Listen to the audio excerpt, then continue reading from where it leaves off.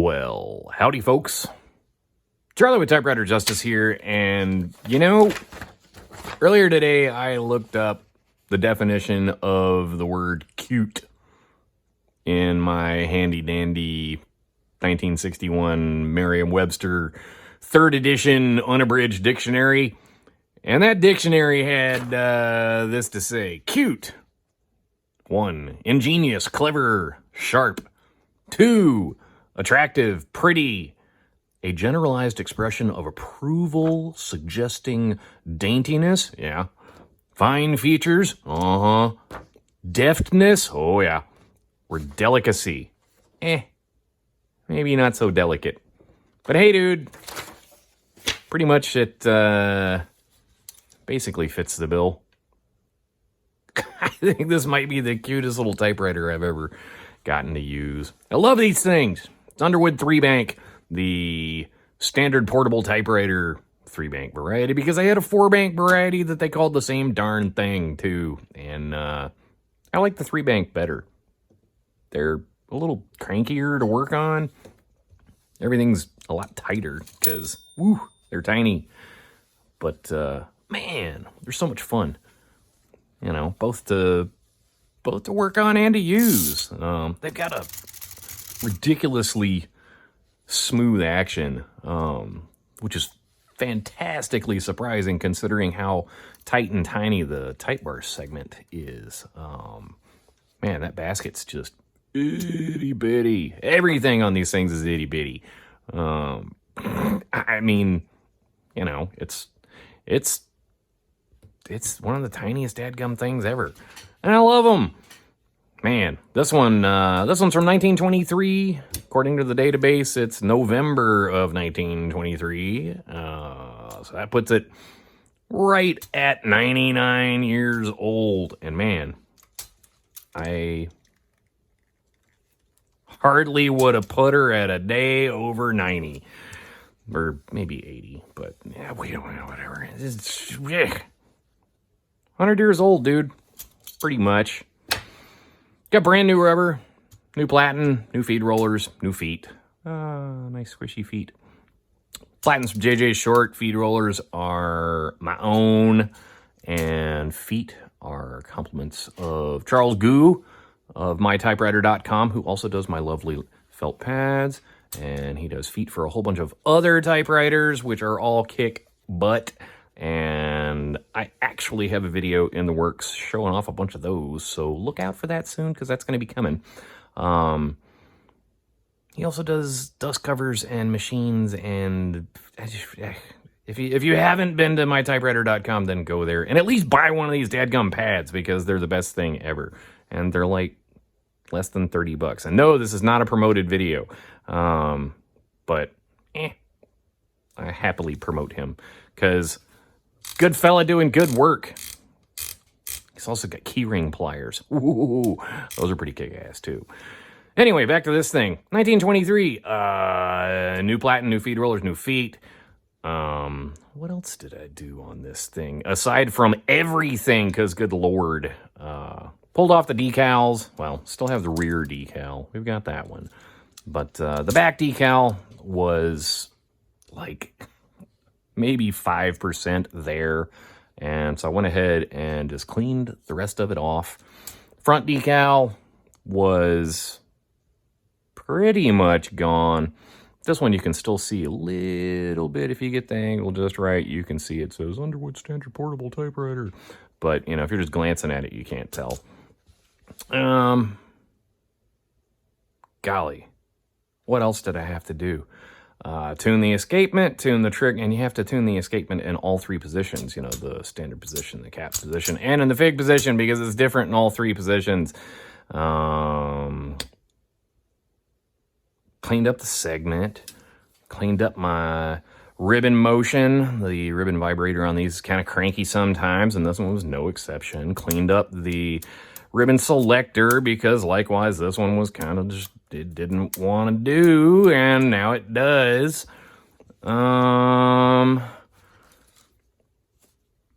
Fixed my bell, because the trigger on the bell most of the time on these is broken, and this one is not. What else did I do? Had to change the depth on a couple of the key settings, which is... That's not for the faint of heart.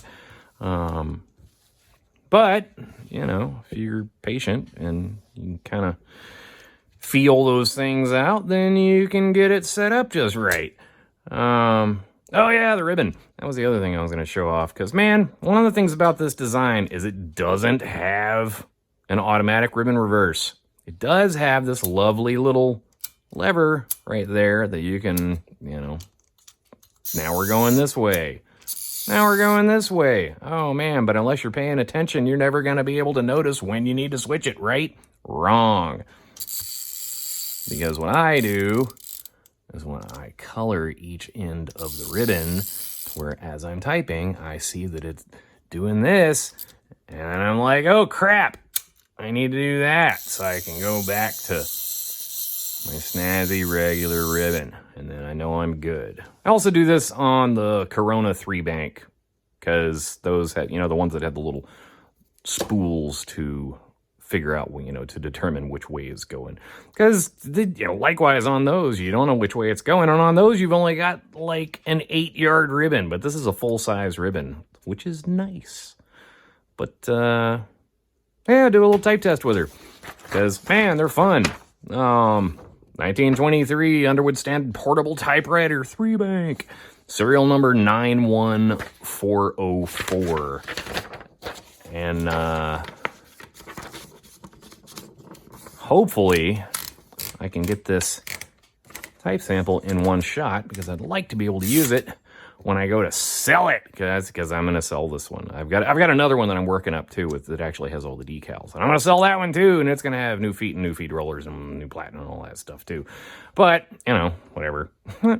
So here we go. Man, the ASMR people are going to love this, because I'm going to go through every single key 3 times. On that note, here we go. Let's hope I don't screw up. I'm probably not going to screw up. I might screw up. I'm a pretty crappy typist.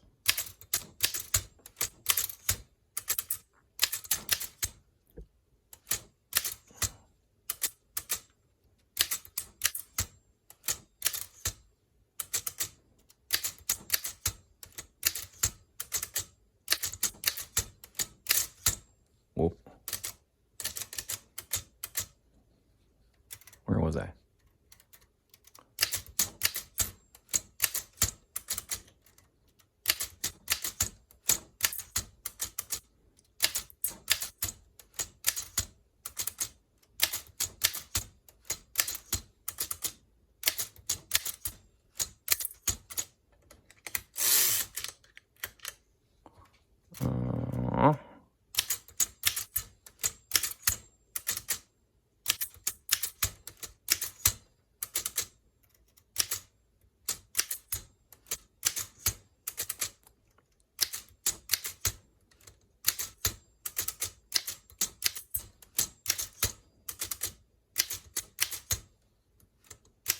Oh, I hit an extra space there.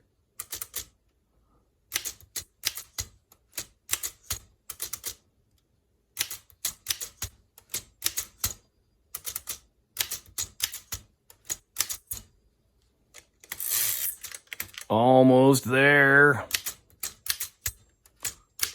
Stay on target.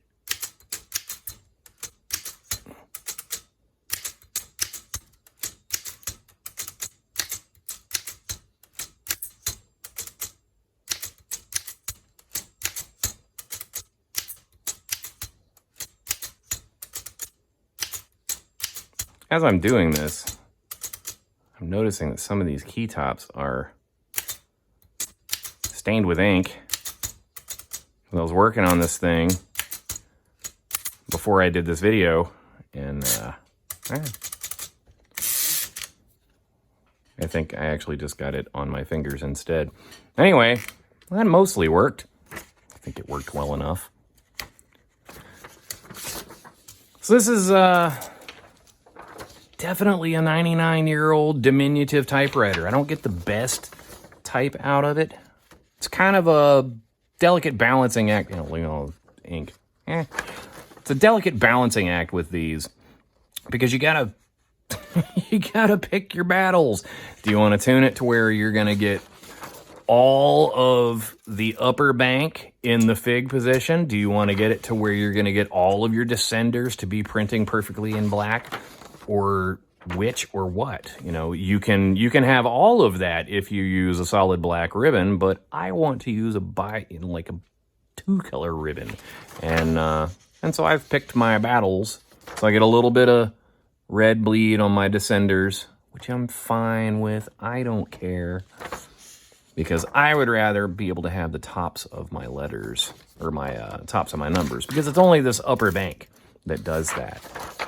And it does that on every single one of these I've ever worked on. Overall, that's pretty darn good for being 99 years old and an Underwood 3-bank. There you go. Oh, the case. I didn't mention the case. These bolt to the case. They, it's right there, and then they bolt down. But if you've got feet, you don't have to bolt it down. You can put it on its feet. And they make great little grocery list machines, you know. Leave it out on the counter and run your grocery list in there. And they'd be like, oh shit, we're out of ketchup. And, you know, fun for the whole family. 1923. Cute as a button. I love them. Later.